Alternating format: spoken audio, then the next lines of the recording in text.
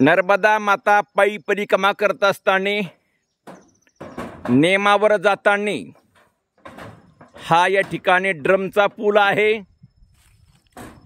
गहिनीनाथ महाराज या पुलावर येत आहेत।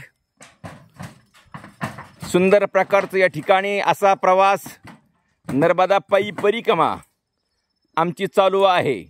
असा सुंदर परिसर नर्मदा माता पायी परिक्रमा करत असताना आमचा आजचा प्रवासाचा 52वा दिवस आहे।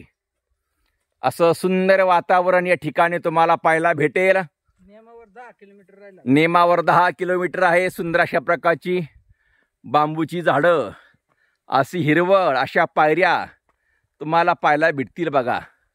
सुंदर रमणीय असणारं दृश्य। नेमावर आम्ही चाललोय। उद्या सकाळी 9 वाजेपर्यंत आम्ही नेमावर जात आहे आणि आम्हाला उद्या भेटण्याकरता खास नेवाशावरून हरिभक्त परायण भगवानजी महाराज जंगले शास्त्री, रायमानाचार्य नंदकिशोर महाराज खरात, हरिभक्त परायण राजेंद्र महाराज आसने, हरिभक्त परायण ऋषिकेशजी महाराज वागचौरे आणि हरी महाराज वागचौरे ही मंडळी आम्हाला उद्या खास करून वारकरी मंडळी आम्हाला भेटण्याकरता येत आहेत।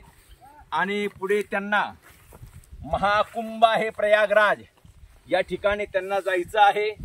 आसपास सर्व शेत आणि असा परिसर नेमावर जाताना या ठिकाणी आहे बघा। सुंदर शेतकऱ्यांचं पीक या ठिकाणी आहे आणि सुंदर आमचा प्रवास चालू आहे। मयेच्या कृपेने, भगवान परमात्म्याच्या कृपेने आमच्याकडून ही सर्व यात्रा या ठिकाणी होत आहे।